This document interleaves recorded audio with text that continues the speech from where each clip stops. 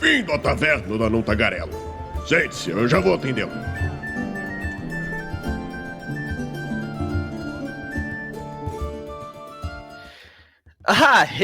Estamos ao vivo em mais uma live aqui no Movimento RPG. Seja muito bem-vindo à nossa Twitch, sou Douglas Quadros. Muito boa noite. Estamos aqui reunidos mais uma vez. Eu, Raulzito, Eduardo Filhote. Vamos continuar falando de cult? Não, pera. Dessa vez não. Podemos falar também. Não tá longe. Nada impede. Bom, mas antes de nós começarmos, como de praxe, se você está ouvindo isso aqui no Spotify ou qualquer agregador de conteúdo, saiba que nós gravamos toda segunda-feira às 8 horas da noite, diretamente na Twitch do Movimento RPG. É só você procurar por MRPG Oficial e vai por mim. Ao vivo é bem mais legal porque você consegue interagir ali com a gente, mandar suas perguntas, as suas opiniões, chamar a gente de lindo ou de feioso também, a gente aceita qualquer coisa, tá bom? O tanto que fale no chat tá valendo. E então, tem uns mais. 5 minutinhos que aconteceu uma parada aqui, já volto. Vai lá, desliga a câmera aí, vai lá.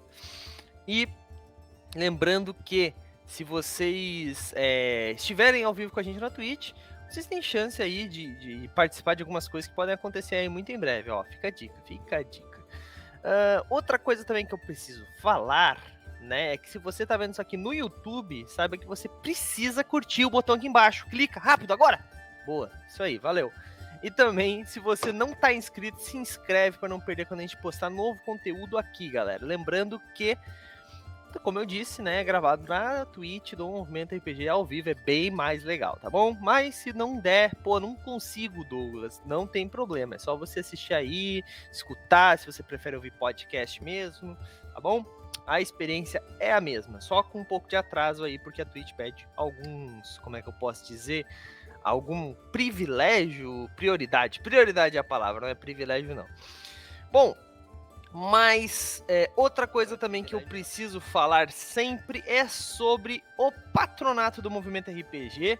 O patronato do Movimento RPG é a melhor forma de você ajudar o RPG, né? Ajudar o RPG nacional, porque o Movimento RPG ajuda o RPG nacional. Afinal de contas, nós temos resenhas, nós temos guias de criação de personagem, dicas de RPG, NPCs prontos. Cara, tem muita coisa lá do Movimento RPG e a gente sempre prioriza o material daqui.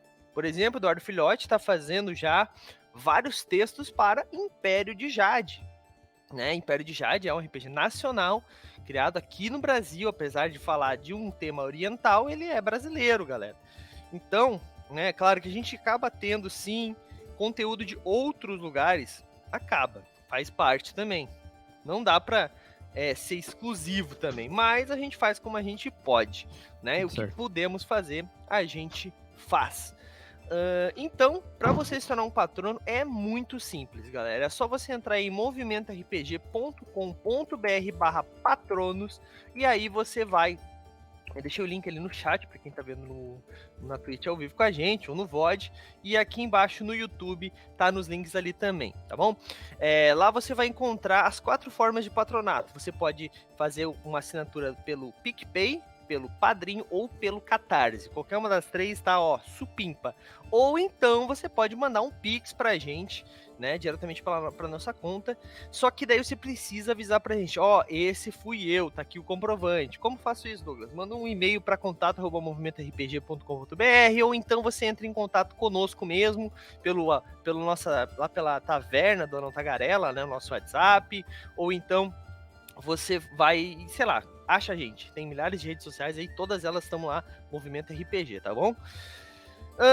E quanto custa, Douglas? Muito simples, galera. Custa R$5. Ó, o gato estarrado lá. Custa R$5, galera. 5 pila. E você se torna um patrono do Movimento RPG, tá? Ajuda o Movimento RPG a crescer e se desenvolver. E ainda você tem chance de ganhar livros incríveis, como, por exemplo, Império de Jade, já que nós estamos falando de Império de Jade.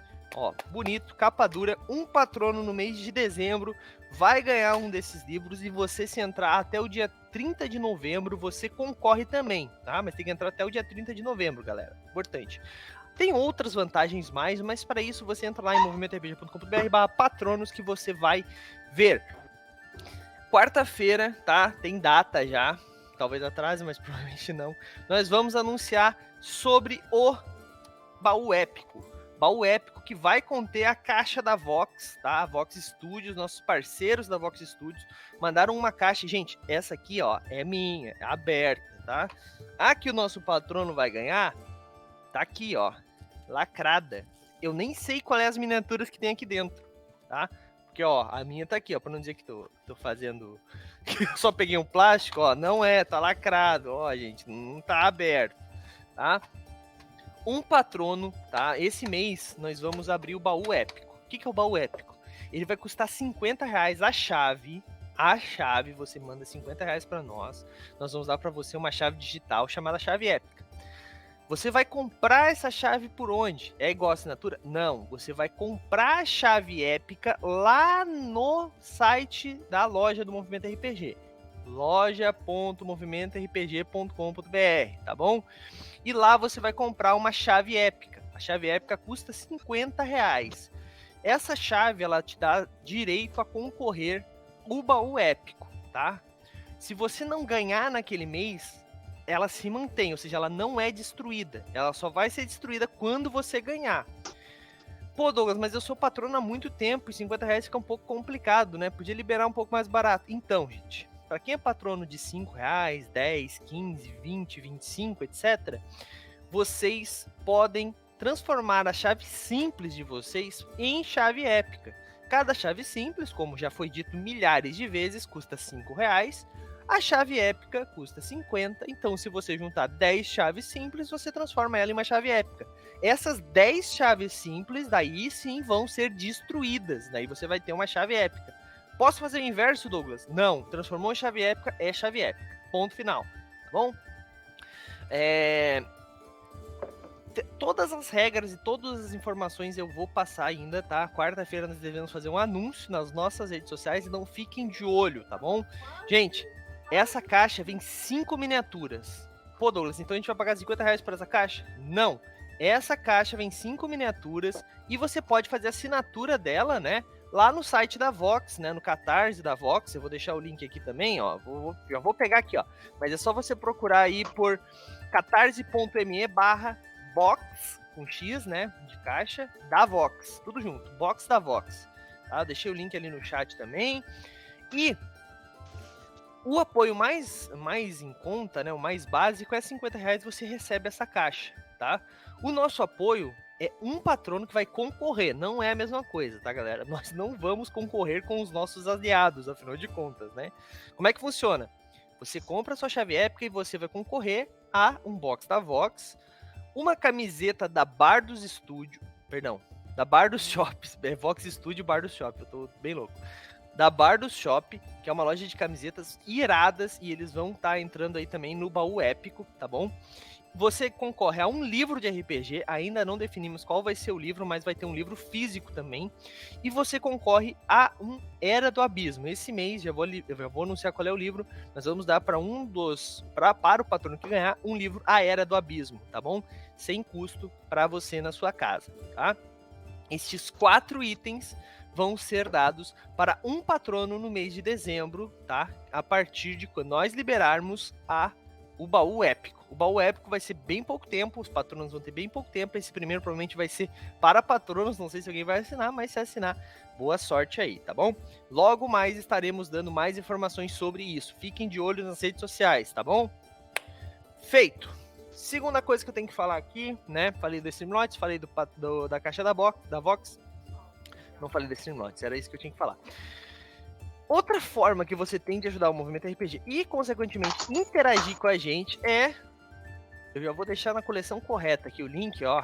É com a Streamlabs, né? Para quem tá ao vivo com a gente, vocês podem comprar a caixinha de vocês, tá? Cada caixinha custa 0,99 centavos de dólar e vocês ganham cartas aqui para interagir com a gente na Taverna da Não Tagarela. Vocês podem, por exemplo, pedir para alguém falar 2 verdades e uma mentira sobre RPG, tipo, quais os RPGs que você mais gosta. Daí o Raul tem que falar dois que ele gosta e uma mentira. Ou então coisas mais polêmicas, tá, gente? Vocês podem fazer a pergunta que vocês quiserem ali, só que tem que ver com o tema de RPG, né, gente? Não vamos entrar na vida pessoal da galera.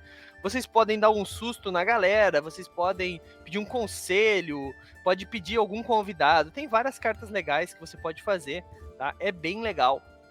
Comprem as cartinhas lá, que são bem interessantes. E, digo mais, se alguém tiver no chat querer uma cartinha, eu vou dar 4 baús, tá? Nas próximas lives aí, para as pessoas que chegarem falando assim, eu quero meu baú brinde, tá bom? Mas tem que chegar e falar. Então, se você tá ouvindo isso aqui no Spotify, vai lá no nosso chat na próxima segunda-feira e fala assim, eu quero meu baú brinde.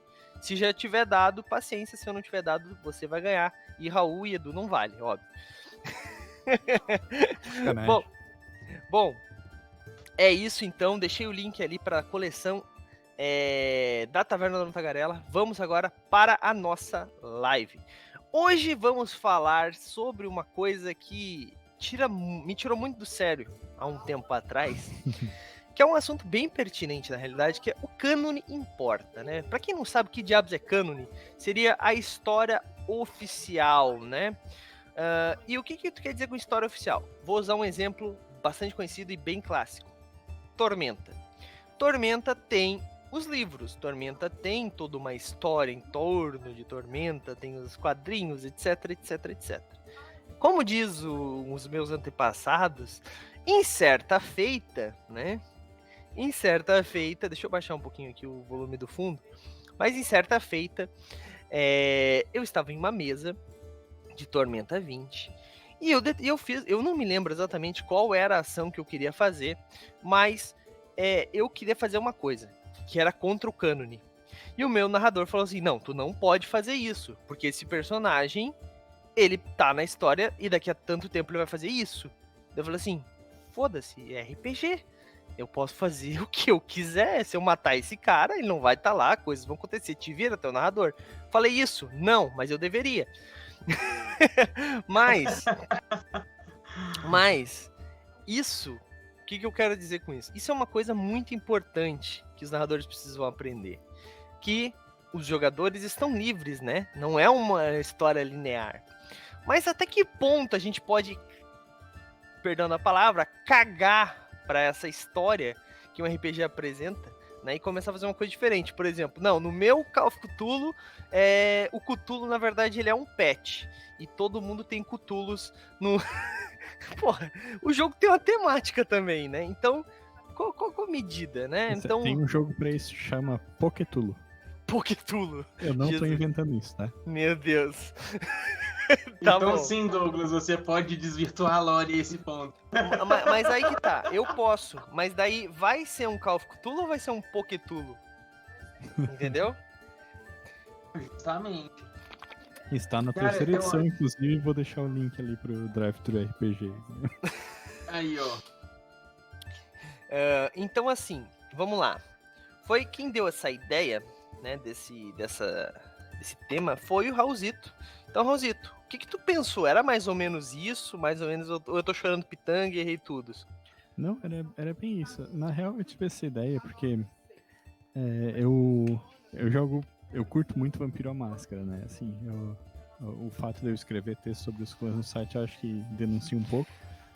Mas, enfim, a edição mais recente do Vampiro à Máscara, a quinta edição, ela acabou sendo meio divisiva para muitos fãs antigos que não gostaram, assim, né? Por N motivos. Mas um dos motivos que me chamou a atenção, que eu vejo a galera reclamando, dizendo que não gostou do lore, né, da quinta edição, que não gostou da maneira como a história aconteceu. E aí isso me pegou muito, assim, porque eu fiquei pensando, cara, na terceira edição de Vampiro, a história ela já era muito cagada, assim, tá ligado? Em vários aspectos. Então, eu fiquei pensando nisso, cara, mas no fim das contas, o cânone, ele não importa, porque tu, assim, tendo as ferramentas em termos de regras ali no livro, tu pode mudar como tu quiser, né? Então, tipo, se tu quiser dizer que na tua mesa os La Sombra não foram pra Camarilla, como é uma coisa que aconteceu na quinta edição, aí beleza, né? As La Sombra não foram na Camarilla, então. E isso... Paciência, né? É isso. E isso só vai ser importante, na verdade, na medida que algum dos personagens jogadores quiser explorar esses temas, né? Exatamente. Por exemplo, eu vou dar um exemplo aí das minhas mesas, né? Como eu disse já em várias vezes aqui, eu morava em cidade pequena, então a gente não tinha uma livraria, uma banca de revistas grande para comprar para comprar revista, para comprar livro. Então nosso conteúdo de RPG era o Vampiro à Máscara, era o que nós tínhamos, o Vampiro à Máscara, terceira edição, e nós tínhamos D&D 3.5. Eu não tinha nenhum cenário de D&D, eu não tinha nenhum outro livro de guia disso, daquilo, daquele outro de vampiro, e a gente não tinha internet naquela época, assim, tão facilmente, né? E também não tinha tanto material em português nessa questão, né? Então, quando eu comecei a jogar Vampiro à Máscara, já existia uma cidade chamada Sombrio City, que era a cidade que nós jogávamos, até, afinal de contas, a cidade que eu morava chamava Sombrio, então ajudava um pouco, né? E nós jogávamos nessa cidade. O que tinha de lore? Era o que nós construímos. Os anciões eram jogadores antigos, que pararam de jogar, um deles continuou narrando com a gente, de vez em quando eles jogavam, mas eram pessoas que acabaram saindo da cidade, se mudando, etc, etc, etc. E um deles pegou a gente, continuou jogando com a gente, né? Começou a ensinar e tal. A gente continuou, eles que eram os anciões. Com o tempo a gente vai ficando mais poderoso, acabamos tomando lugares, ao ponto de ter um Ravenous como ancião, porque era um personagem que fez muitas coisas, etc, etc. Então, tipo assim, o lore nós criamos. Depois de muito tempo eu fui descobrir que tinha toda uma questão do Brasil ser dominado principalmente pelo Sabá, que tinha toda essa história por volta e que em outras cidades é uma realidade bem diferente, que tinham até cenários oficiais de Vampiro à Máscara aqui no Brasil, né? Tinham os famosos By Nights, né?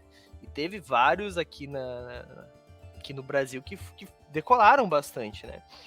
E D&D é a mesma coisa. A gente usava os deuses de Greyhawk, sem saber que era Greyhawk, né? Porque eu não tinha acesso ao livro do mestre, eu tinha acesso ao livro do jogador, né? De contas, eu não era narrador na época, né? Então, cara, eu fui descobrir que o cenário oficial de D&D 3.5 era Greyhawk muito tempo depois. Eu fui descobrir que existia Forgotten Realms muito tempo depois que eu jogava RPG. Então, assim, eu nasci nessa parada de 100 cenários oficiais, tudo construído e tal. Tanto que eu estranhei muito quando eu fui pra Tormenta, por exemplo, que tem um cenário, ele já vem com um cenário muito forte, né? Vampiro à Máscara vem com a história dos clãs, tal, eu mostrei que eu tive o livro de Nod, tal, mas ele não conta muito sobre a cidade em si, sobre o Brasil, por exemplo, né? E também tem o lance que o Vampiro é um livro gringo, né? Então a gente já estava limitado pelo que vinha aqui pro Brasil e tal, né? Exatamente. Então eu acho que o meu primeiro impacto com essas coisas de lore muito bem fechada foi com Tormenta. E talvez seja por isso que tenha tido esse choque. Só que, cara, essas pessoas que foram acostumadas a jogar em cenários que já existiam, pô, eu não posso destruir tal cidade porque no livro XYZ essa cidade é... Então, assim, eu sou um pouco contra isso, né? Mas também, como eu disse antes, não dá pra te ignorar a existência daquela cidade, né? Quando tu tá jogando um cenário, eu acho um pouco mais complicado, porque tu precisa utilizar elementos daquele cenário, porque senão não usa o cenário. Concorda comigo? Filhote, vamos fazer uma campanha lá de Império de Jade, vamos dar exemplo aí. E não vou usar a cidade lá principal. Ou nem mencionar, tá ligado? Ou então não mencionar que tem centais, sabe? Ou não, nem usar esse tipo de coisas. Não, todo mundo vai ser guerreiro, não existe samurais no meu Império de Jade. Sabe? Então joga outra coisa. A ponto de não deixar mais um negócio, tipo, reconhecível. Exato. O que tu acha disso? Uma coisa, um exemplo, assim, só fugindo um pouquinho, que você pode pegar o cenário, pegar a base, pegar tudo e fazer, colocando referência, mas não usando nada. É um que aconteceu, por exemplo, com o Rogue One na série de Star Wars. Porque é um filme do cânone de Star Wars, é uma história canônica, mas não tem Jedi, não tem manifestação da força, não tem mega batalhas, nem coisa e tal. É uma história dentro do universo. Edu, tem a melhor cena de Jedi de todos os Star Wars, que é o Darth Vader entrando na nave lá. Mas tá bom, eu entendo que é só o final. Mas aí é Sith, não é Jedi. Ah, boa, saiu bem. Mas a questão é assim, você pode usar o material e você não necessariamente entrar nas mega coisas que o material tem pra oferecer também, porque às vezes muita coisa é subjetiva. Igual o Raulzito citou do vampiro, falando de Mundo das Trevas, cara, é tudo muito subjetivo. Principalmente, bom, não sei da quinta edição, Raulzito é mais familiarizado, mas até a terceira... A lore era toda, tipo assim, os Ventru contam a origem dos vampiros da forma como eles acreditam que ela aconteceu. E os Nosferatu contam de uma forma totalmente diferente, porque para eles aconteceu daquela forma. E o livro, até determinados pontos, ele não te vira e fala assim, ó, o oficial do oficial é só esse caminho aqui, o resto é pura fantasia da galera. Mas muita gente trata como oficial, e isso é uma coisa que me dá um pouco nos nervos também, às vezes, assim, quando eu vejo essas discussões na internet, os caras dizerem, tipo assim, mas porque os vampiros vieram de Caim e tal, e isso é oficial. Aí pensa, é mesmo? Sabe, porque tem um atributo geração na tua ficha que diz a quantos passos tu tá do vampiro original, né? Mas, assim, como narrador, eu acho muito legal tu quebrar um pouco essa expectativa, às vezes, né? De dizer, tipo assim, tá, mas tanta coisa pode acontecer e tanta coisa pode se perder no meio desse caminho, né? E eu lembro de uma crônica que eu mestrei um tempo atrás. Foi uma das primeiras vezes que eu joguei pela internet, na real. Foi com amigos meus que moravam em outras cidades aqui. E que eu coloquei um vampiro em Torpor, né? Um vampiro de segunda geração que tava aqui na América do Sul, sabe? E que isso é uma coisa que ia escangalhar completamente o cânone do jogo, né? Mas o jogo ele abre um pouco brechas assim para que esse tipo de coisa aconteça, né? Porque, cara, se você pensar assim, no pé da letra, o que eu imagino? Isso é opinião minha. Você precisa de um cânone oficial para você fazer um material oficial, porque senão vira uma bagunça. Cada escritor que ajudar a complementar o cenário que você está criando oficialmente ali, com material oficial para você comprar, se cada um pegar para um caminho diferente, os jogadores, quando forem pegar o material para jogar, vai ficar perdido. Para onde que a história andou de fato para mim poder situar o que eu quero narrar. Mas quando você tá pegando como jogador o material do livro como ferramenta para uso recreativo, é pura fanfic. É pura fanfic, cara. Assim, eu não vou dizer que não é legal tu sentir que tu tá mexendo no lore, que tu tá participando do lore. O meu problema é quando, por exemplo, assim, tu tá lutando nas guerras táuricas, ou então tu tá, sei lá, lutando contra a supremacia purista, né, falando de Tormenta, ou então, pô, eu tô chegando cada vez mais próximo de Caim, ou tentar decifrar o segredo, ou atingir a Golconda, alguma parada do tipo, tá ligado? Que são cânones.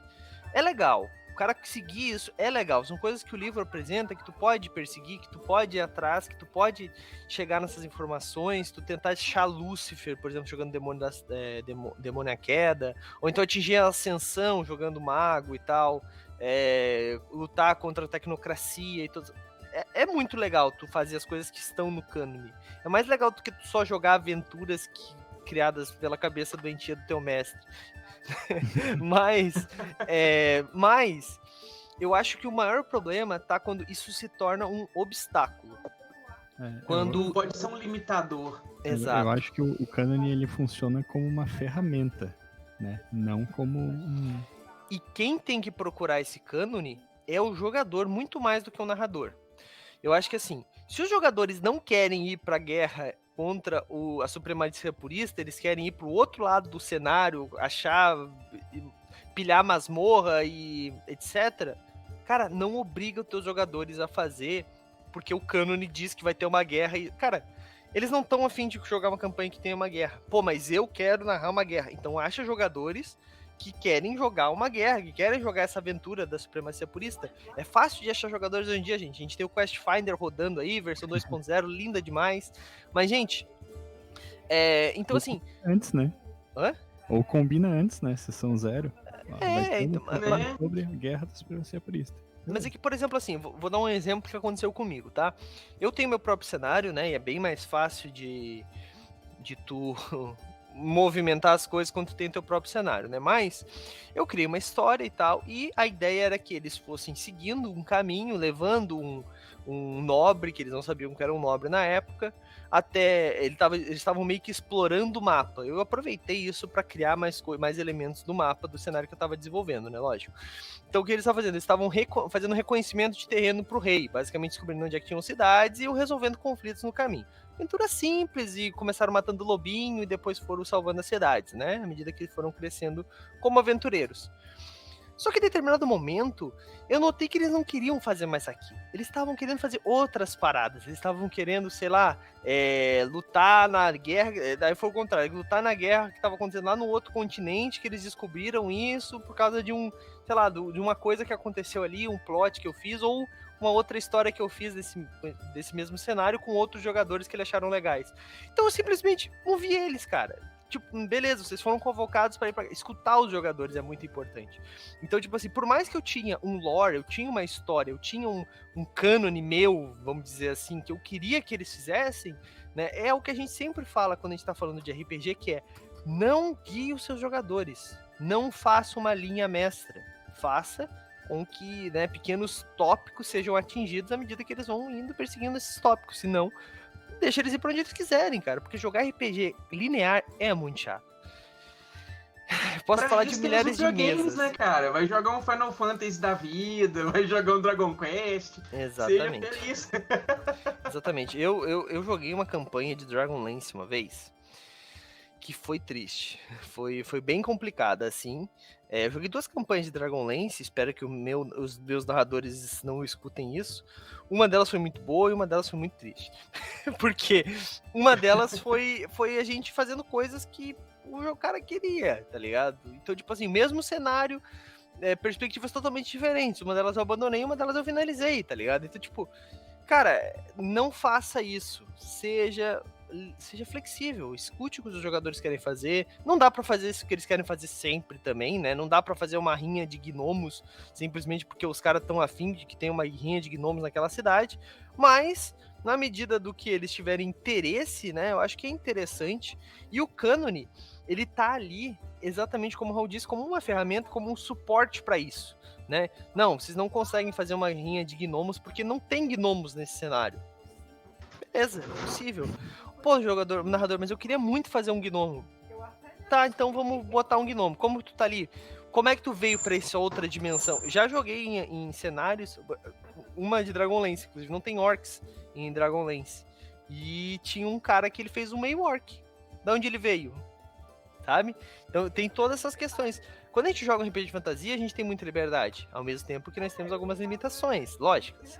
Né? Não dá pra gente falar, não, agora o meu personagem voa, tá, narrador? Por quê? Ah, porque sim, uai. Eu sou o Homem de Ferro. Eu sou o Homem de Ferro. Então a gente tá jogando RPG medieval. Tá, mas eu compro uma pizza. Não é assim. Eu até aceitaria se comprasse a pizza, mas... Pizza, né? Mas você tocou num ponto interessante, cara, porque com imaginação, né, com você conseguindo colocar uma explicação plausível pro cenário que você tá jogando, pro sistema que você tá jogando e tudo, você consegue fazer coisas fora do cânone, vamos colocar assim. Pega pela nossa história real, né, a gente tem aí documentos, registros históricos. A cânone históricos. ou a real?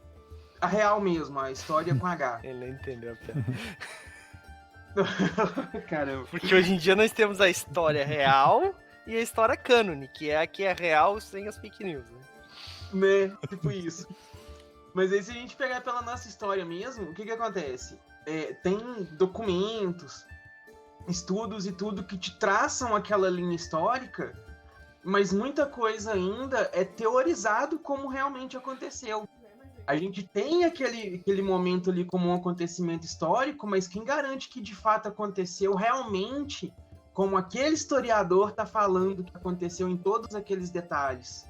Né? É a visão do... E quando fala de história, tem toda a questão de que tem registro que se perde, essas coisas todas. Isso. Né? Então, Igual, por exemplo, você pega Cleópatra, né? Que é uma figura que é muito usada em muito cenário de RPG, de fantasia, que usa coisas da história real, coloca a figura de Cleópatra e tudo. Tem historiadores que afirmam que ela era uma mulher muito influente no sentido político, que falava várias línguas, tinha conhecimento, dominava outros tipos de cultura, de conhecimento de alquimia e tudo mais. Tem gente que já fala que não, que ela já não era tão forte assim na questão cultural. E tá aí, né, cara? Os dois seguem valendo. E Pode falar, pegando um gancho aqui no que o Edu falou, né? Pegando esse gancho da história real, né? Tipo, a gente tem, assim, muitos casos onde a documentação se perdeu, o registro se perdeu ali, como eu falei. E um bem interessante é Cartago, né? Que era a cidade inimiga de Roma, lá, que se perdeu muita coisa, assim, de registro histórico de Cartago, porque foi destruído pelos romanos. E isso acabou se tornando uma parte do plot do cânone de Vampiro à Máscara, né? Sim. O Vampiro à Máscara, o cenário de Vampiro à Máscara, ele é muito bom por causa disso, né? Por exemplo, quando a gente tem... Eu gosto sempre de citar esse exemplo do Demônio à Queda, porque cada casta de demônio conta uma história sobre a queda. Então, tu não sabe qual que é a cânone. Tem várias histórias. Uns dizem que Lúcifer, na verdade, ele amava os seres humanos porque foi a primeira diretriz de Deus, amar aos humanos como a mim mesmo, né, para os anjos. Então, tipo, ele não conseguia ver os humanos, pelo que eles contam, né, que é o um conta. Basicamente, os humanos viviam na Terra como animais, sabe? Tipo, literalmente, eles pegaram meio que fizeram aquela coisa de a evolução do ser humano, né, tipo, que veio do macaco, né, entre aspas, enormes, assim, né, e que foram os anjos, né, liderados por Lúcifer, que ensinaram eles a usar ferramentas, que ensinaram eles a ter raciocínio, sabe? Então, essa ideia de que Lúcifer, na verdade, foi bonzinho e quis ajudar os humanos, porque eles não podiam se mostrar, mas eles tinham que amar os humanos, e ele achava horrível o jeito que os humanos estavam vivendo, não aproveitando o paraíso, sabe? Porque não tinham noção, sabe? Tipo, eram animais. Viviam só pra comer, cagar e entendeu? Então, eu acho muito legal essa história, porque daí o outro já diz não, que na verdade Lúcifer tinha inveja dos humanos, sabe? Então cada um vai contando uma história, não cada seita, né? Não cada casta, cada seita, porque são seitas e castas, são coisas diferentes.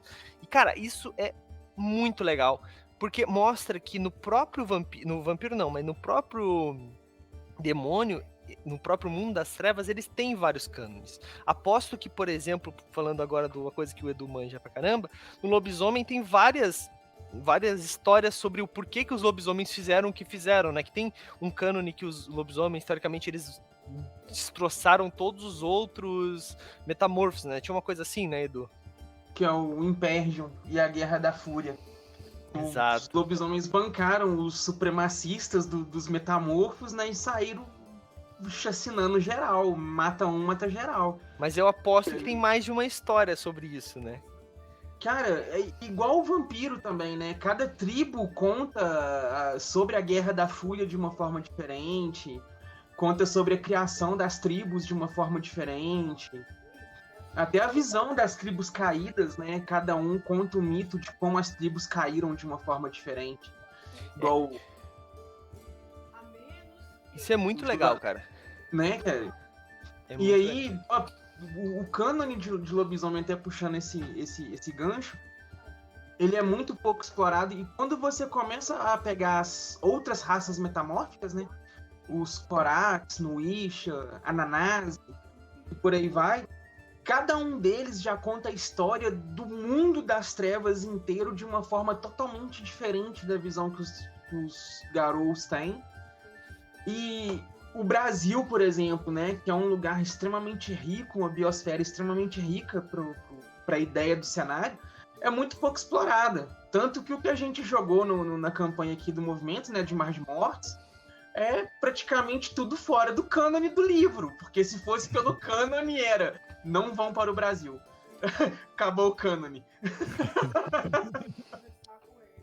Uhum. Isso é muito legal, cara. A gente pega e explora esses. Porque assim, ele é um cenário grande, o Mundo das Trevas, mas, cara, ele é um cenário norte-americano. Ele vai explorar isso, e o que os norte-americanos gostam, não adianta. A gente tem ainda algum material dos Kuei-jin, né, que é os vampiros do Oriente, mas É também do ponto de vista dos americanos também, do né? ponto de vista do ocidental, né, cara? Que era uma Então, crítica muito forte a essa linha até na época que ela saiu, né? Recorria a estereótipos, eu não sei o que. O Vampiros do Oriente e o outro irmão mais desconhecido dele, que é o Ebony Kingdom, né? Que falava das linhagens africanas dos vampiros. esse eu não conheço. Uhum. É porque o Vampiros do Oriente ele saiu como um jogo mesmo. O Ebony Kingdom era um suplemento de vampiro. E não foi lançado no Brasil. Entendi. O Vampiros do Oriente até foi lançado, né? Foi lançado uma tradução. Inclusive tem post lá no Movimento RPG sobre os Kuei-jin, né? Os Vampiros do Oriente. E, cara, mas eu acho interessante porque, tipo assim, é essa visão deles, né? Então, tipo assim, mas ao mesmo tempo, eles escrevem um cânone norte-americano para os outros lugares. Então, e tu não pode mexer nesse cânone. Tá ligado? Claro, cara, tu tá jogando o jogo de uma linha que tem copyright, que tem direitos autorais, beleza. Mas tu tá jogando, meu amigo. Na tua mesa, tu faz o que tu bem entender. Ah, Douglas, mas é porque eu queria escrever um livro. Beleza, cara, tu pode escrever um livro. Vai até daí, beleza, faz o cânone. Ou tu pode jogar, se divertir, escrever o teu livro e adaptar depois. Né? Cara, é completamente possível. É mais fácil do que tu tentar fazer todos os teus jogadores lerem o cânone. Cara, é muita história. Nem todos os jogadores estão dispostos a lerem livros e suplementos e mais suplementos de cânone de história que vai ser usado num jogo que ele joga às vezes uma vez por semana só. Tá ligado? E só pegando o gancho no que tu tinha falado antes, Douglas, tu falou ali da questão dos narradores forçarem sobre os jogadores e tal. Mas eu queria trazer também aqui que às vezes acontece o inverso, assim, de tu pegar um jogador muito antigo, assim, daí tu vai lá com o mestre, bota um Kuei-jin na história, cara, não, mas o Kuei-jin não podia estar aí nessa cidade porque... Nossa! Essa cidade aí, ela é do Sabá. Como é que tem gente da Camarilla aí, tá ligado? Tipo, cara... Eu vou falar pra vocês que isso é uma coisa que todo narrador, todo mestre, toda pessoa que vai, né, ocupar esse papel tem medo. É de jogador, advogado de lore de sistema. Né, cara? Não! Essa água não pode ter sal, porque o sal, não sei o que, não tem como colocar pra velho. Cara, eu sendo bem sincero, assim, às vezes eu narro, eu faço personagens terem poderes que não existem, eu faço magos terem magias que não faz sentido nenhum, não tem nenhum nível, ou que tem um nível muito superior. Eu não escolho magia pra NPC, gente, eu só boto as magias que eu quero que ele vai se far, mano. Eu já faço a história, brother. Lógico que eu adapto sempre. Isso é uma coisa minha, né? Eu sou da escola do improviso, né? Não sou um narrador que me preparo semanas pra uma história, uma campanha. Mas cara, eu crio coisas absurdas de tipo assim, é aquilo, daí o cara, pô, como é que eu faço pra aprender essa magia? Então, brother, não existe, mas a gente pode criar, sabe? Pô, o cara se interessou muito por uma coisa, a gente vai atrás de como é que esse cara tem que achar o grimório desse mago. Ah, eu tenho que achar o mestre que ensinou essa magia. Então, cara, isso às vezes acaba gerando coisa. Por que esse Kuei-jin tá fazendo nessa cidade? Por que essa água tá salgada se não pode? Claro que sempre tem aquela resposta mais preguiçosa, por não ter um termo melhor agora, que o meu mestre costumava falar. Nossa, mas como que tem essa barreira intransponível? Por que a gente não consegue abrir essa porta nem com uma bazuca ou um explosivo? Magos. Pronto. Vampiro à Máscara, tu pode resolver qualquer problema com foram os magos. Então, é uma resposta preguiçosa. Mas, né, quando o cara não quer ser preguiçoso, tu fala assim, não. Pode falar, Edu, perdão. Todo sistema tem seu Deus Ex Machina, né, cara? Exato. E tipo assim, só que o cara pode ser menos preguiçoso e falar assim, ué, cara, não sei, descobre. Daí, cara, mesmo que o narrador não tenha criado, deixa os caras fazer alguns testes. A hora que alguém for muito bem em um teste, fala assim, ele foi muito bem em um teste de tecnologia. Cara, tu percebe que tem uns padrões estranhos na fechadura, parece que tem uma tecnologia muito diferente naquela fechadura, parece que foi criado com uma mistura de magia com tecnologia, tipo a feiticeira, não, tipo a tecnocracia, uma coisa do tipo. Então, cara, tu acaba às vezes gerando uma coisa interessante pro teu cenário por quebrar o lore. Porque quando o cara tá... Cara, jogador de D&D é clássico. Esse monstro não tem esse poder. Eu já vi no livro dos monstros. Cara, quantas vezes eu escutei isso na minha vida? Até que teve uma vez... Você vai lá, você vai fazer uma rolagem... Não rola um ataque, deu 24. Não acertou. A gente tá lutando contra o monstro XYZ porque ele tem CA 25, não sei o quê. Cara, na moral, uma vez aconteceu uma coisa, cara, icônica pra mim. Esse narrador foi o meu narrador da minha adolescência, né? Então, pra mim, todas as frases mais épicas vêm dele, né? A gente tava jogando, lutando contra alguns orcs, assim, era uma guerra. E daí a gente, sei lá, deu 20 de dano e matou um orc. Daí a gente deu 20 de dano no outro orc. Daí o meu amigo falou, matei, eu vou usar transpassagem. Ele, não, tu não matou. Ele, mas eu dei 20 de dano num, dei 20 de dano no outro, não matou. Daí o narrador assim, cara, tu acha que eles são feitos em forminha? Cada um tem uma vida, cada um tem uma... E é verdade, cara. Pô, o livro dos monstros, ele é uma referência. Eu acho que eu tenho um dica de RPG que eu falo sobre isso. É uma referência dos monstros, das criaturas. Não, Douglas, mas tem o Tarrasque que tem um só. Ele é daquele jeito. E se o meu Tarrasque voar, mano? Foda-se, eu sou o narrador. Eu faço o que eu quiser com a porra do Tarrasque. Meu único objetivo é fazer você se divertir e não morrer. Tá ligado? Então, cara, cara, na moral, esse tipo de jogador... Que é um tipo, ele precisa aprender que se ele quer que as coisas sejam um cânone total, tudo conforme as regras, ele cria uma mesa pra ele e joga na mesa e narra, tá ligado? Porque quando tu tá disposto a entrar na narrativa de alguém, tu tem que estar disposto à regra número 1, de eu acho que a maioria dos RPGs, que é a regra de ouro. O narrador pode mudar o que ele quiser. Se o narrador disser que agora tem ataque de oportunidade em D&D 5ª edição, quando tu conjura uma magia na frente de um inimigo, ele vai dar ataque de oportunidade, mano. Mas isso não é lore, isso é house rule. Então, é regra de ouro, eu tô dizendo. Que é regra de ouro. E a regra de ouro pode ser tanto pra mecânica quanto pra lore. Não, mas os coejinhos agora vivem no Brasil, porque o bairro de São Paulo, lá, como é que é o nome? O bairro da Liberdade, tem muitos coejinhos. Ah, mas não tem isso na lore. Regra de ouro. Pronto. Agora tem. Cara, mas você tocou num ponto super pertinente que é justamente isso, cara. Tem que ser divertido. Se você se diverte seguindo a lore ao pé da letra, não mudando nada, tendo que ter os eventos canônicos bonitinho, certinho, e tá jogando com pessoas que se divertem assim também, tá ok, não tem problema nenhum. Tá divertido pra você, está funcionando, massa. Mas a partir do momento que isso deixa de ser divertido para se tornar um incômodo para as outras pessoas que estiverem jogando, chega ao ponto de você rever se realmente vale a pena ser tão ferrenho nesse negócio de querer manter ao pé da letra o cânone e tudo, ou se pode abrir mão um pouco. Pegar como exemplo aqui Império de Jade que a gente tá jogando, no livro tem lá as armas que o pessoal pode usar, os modelos, como são as armas dentro do Império, os modelos e tudo. O que os 4 jogadores da mesa em comum preferiram? Cada um criar sua arma específica que não tem no livro para usar a sua arma que combina com o seu personagem. E tá muito divertido. E lógico que o Stamato fez um combo, né? Óbvio. Tá, mas... Sempre tem um, né, que pega e quebra a regra. Um personagem que quer usufruir as regras. Mas o cara pode fazer isso sem mudar absolutamente nada nas regras também, né? Cara. Bom. Às vezes só um efeito visual na arma, por exemplo, já torna ela totalmente diferente, uma coisa que não tá no cânone, mas que dá um visual, dá uma história muito legal.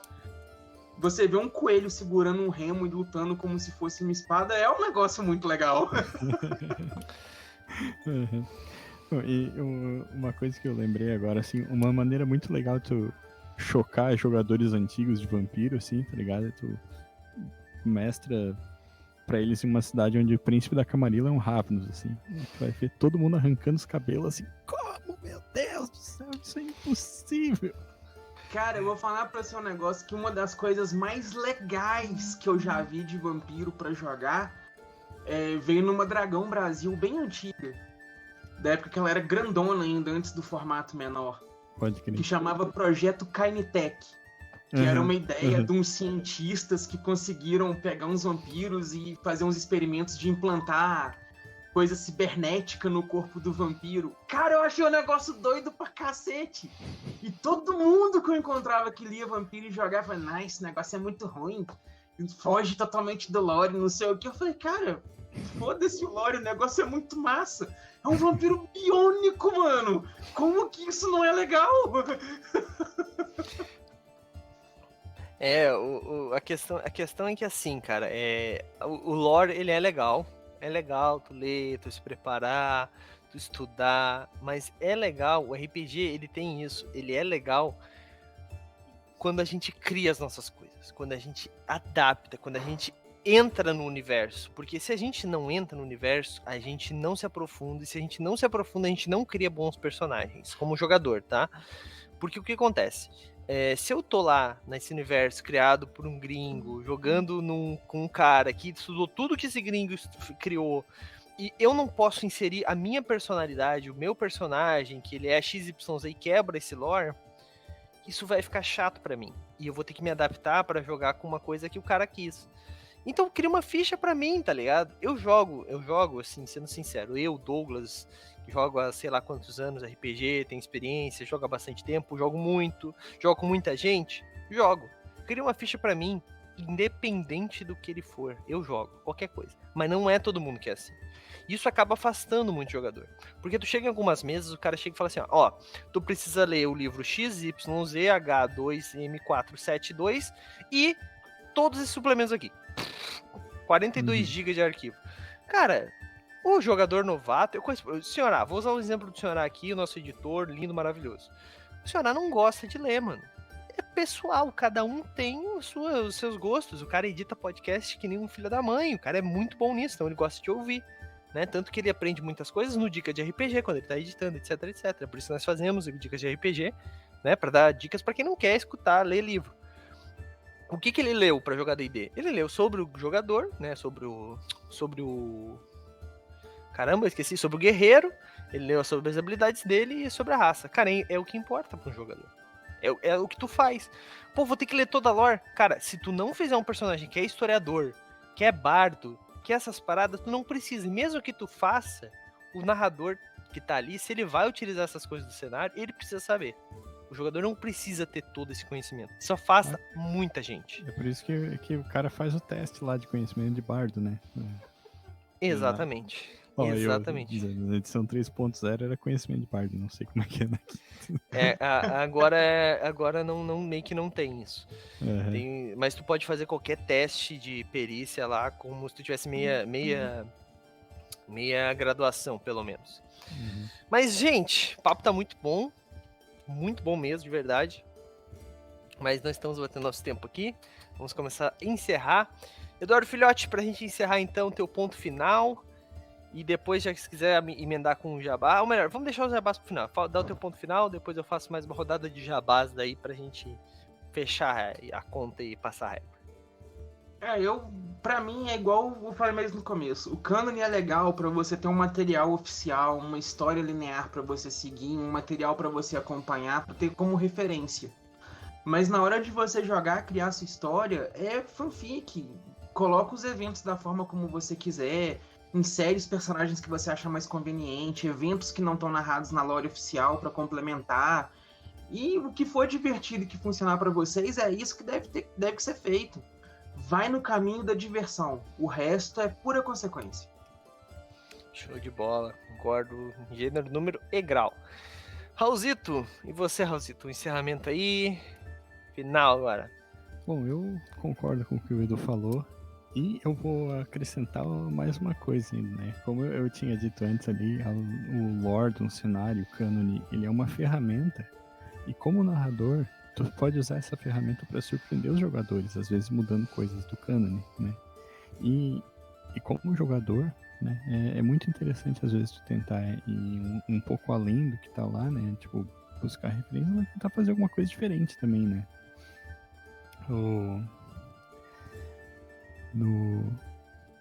No Lobisomem, por exemplo, ali eu tive uma ideia, né? Que faz parte do segredo sombrio do personagem, não posso falar ainda. Mas que eu até falei pro Edu assim, pode fazer assim, assim, assado. Ele falou, isso não rola por causa de tal coisa. Daí a gente conversou um pouco, chegou no meio termo ali onde dava uma ideia legal pro personagem, assim. Então eu acho que tudo é adaptável e maleável nesse sentido, assim, né? Tu pega ideias, vai discutindo, conversando, chega num ponto que tu pode fazer um negócio legal, às vezes utilizando coisas do cânone, né? E quebrando um pouco dele na medida do saudável, né? Com certeza. Com certeza. Eu acho que é aí que tá, medir. Eu acho que esse é o ponto. É saber dosar o quanto que tu precisa usar do cânone e quando tu precisa usar o cânone e quando tu precisa criar e quanto tu precisa criar. Eu acho que o meio termo, claro que se você tá criando seu cenário próprio, mano, daí abstrai. Vai no que os jogadores fizerem, mano, e testa. Cenário próprio é pra você usar mesa de jogo em cenário próprio é pra você testar, mano. Testa 1000. Pô, cara, o meu cenário não tem dragão. Pô, queria ser um meio dragão. Vamos testar, vamos ver qual é que é, né? Mas quando você tá jogando um jogo que tem um lore, mano, cara, é questão de conversar. Claro que não dá pra botar um cara com uma armadura do Homem de Ferro num cenário medieval. Pô, dá pra fazer, dá sim, pode ser um artífice, vamos lá, usando o D&D quinta edição aí, pode ser um tecnomago, D&D 3.5, pode, mas é diferente, não é um cara com placa de metal, que tem um conhecimento avançadíssimo. Pode ser só um jogador de GURPS muito entusiasmado, Né? Mas então assim, dá pra fazer quase tudo, cara, só que tem que ser adaptado pro tempo atual, pro jogo atual, né, pro contexto atual. Eu acho que isso que importa. Medir é a palavra, né? Mas então vamos pros encerramentos aqui. Foi um papo muito legal, concordo com quase tudo que foi dito aqui, só não concordo com o Raul, que disse que GURPS é ruim, né? Todo mundo sabe que é o melhor RPG de todos.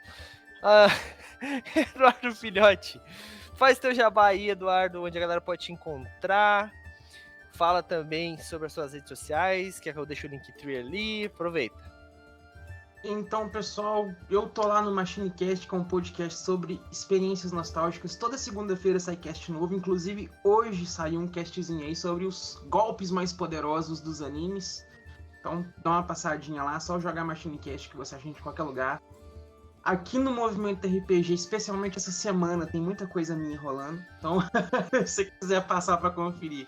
Sábado saiu um texto da primeira série sobre os conceitos do Império de Jade, falando sobre o Sentai, qual que é a ideia por trás dos grupos dos heróis do Império de Jade. Dá uma conferidinha lá. Sexta-feira vai ter coluna minha lá na Liga das Trevas, falando sobre Gaia. Dia 25, que dá no sábado ou na quinta, não sei, acho que é quinta-feira. Quinta-feira. Tem a coluna off-topic, que a gente bate um papinho lá sobre RPG, igual a gente fez aqui hoje. Não é jogo, mas é RPG. E sexta-feira tem também a Aventura de Império de Jade na Twitch ao vivo, então acompanhe a gente lá também. E quiser me achar nas redes sociais aí por aí, é só jogar lá Edu Filhote ou Eduardo Filhote, que me acham todas. O Linktree tá aí também, tem minhas redes. E é isso aí. Tá no chat. Valeu, galera. Valeu, Edu. Raulzito, e você, Raulzito? Alguma coisa nova essa semana? Alguma novidade? Não, vou só deixar o Linktree ali com as coisas de sempre, né?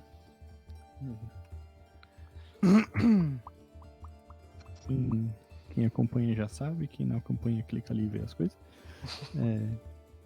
Quinta-feira eu vou estar aqui mestrando Old Dragon, né? Eu espero que sim. E sexta jogando Império de Jade com o Edu mestrando. É isso aí. Já que nós estamos falando sobre o calendário aí, eu vou passar pra galera. Amanhã temos Numenera 2, nossa mesa oficial de Numenera, né? Jardins de Numenera, narrado pelo Stamato. Tem vaga, galera. Tem uma vaga aí que a gente não tá conseguindo jogador. Numenera é um cenário muito legal, extremamente simples de fazer personagem. Ele é um medieval bem diferente, né? Porque ele não é um medieval, ele é um futuro medieval. Ele é meio que assim, é como se fosse 10 mil anos no futuro da Terra, sabe? Os humanos já desapareceram e reapareceram. Alguma das sociedades conseguiu mexer na gravidade do planeta, então tem rochas flutuantes, tem pessoas com granada que abre buraco negro, enquanto tem gente com pistola, com sabre de luz e com esse tipo de coisa. Então, tipo, é um medieval, né? Uma sociedade medieval, ao mesmo tempo futurística. É bem legal o conceito. Eu não sei, tá? Não tô jogando, não sou narrador, então posso ter falado alguma groselha, mas parece ser bem divertido, galera. Amanhã, 8 horas da noite, temos o nosso Sessão 2. A primeira sessão foi muito divertida. Quarta-feira temos o segundo episódio, Ares da Guerra, a campanha atual, a história atual da Guilda dos Guardiões, né? Estamos em Eberron. No primeiro episódio, um navio caiu do céu, literalmente, né? Literalmente mesmo, o navio do Paulo Pantia caiu dos ares, das névoas, no meio de um deserto, e agora estão sendo atacados por uma bola de fogo flamejante. Bola de fogo flamejante é bom, né? Uma bola de fogo viva. Um jogador quase foi pro Bebeleléu, vamos dizer assim. Então, para você que quiser ver um pouco mais sobre Eberron e sobre a Guilda dos Guardiões, conhecer um pouco mais de D&D quinta edição também, entra com a gente aí, quarta-feira, 8 horas da noite, narrativa de Mestre Herpes. Então vocês sabem que é foda demais. Na quinta-feira temos o Tolo que Roubou a Alvorada, né? Episódio 2 aí, Raulzito é o narrador. Eu não estarei jogando, mas não sei, né? Porque até agora os nossos convidados, inclusive o Raulzito, tem que cobrar lá o Antônio. Tá difícil os convidados, né? E, cara, acabou de um jeito muito foda. Vamos ver o que vai acontecer. Literalmente a Alvorada foi roubada, gente. Eu não sei o que aconteceu, mas roubaram o sol. Na sexta-feira temos Império de Jade aí, a nossa campanha de... Despertar da Fúria, nossa campanha de Império de Jade, com o Eduardo Filhote narrando, jogador Raulzito, também tem lá a Marcela Alban, lá da Jambô. E eu preciso falar sempre, galera, eu esqueço de falar antes, mas na sexta-feira de manhã, quase de manhã, meio-dia, eu participo lá na Jambô Editora do Jambô com Spoilers. Estamos fazendo spoilers de este livro aqui, Crônicas da Tormenta, volume 3.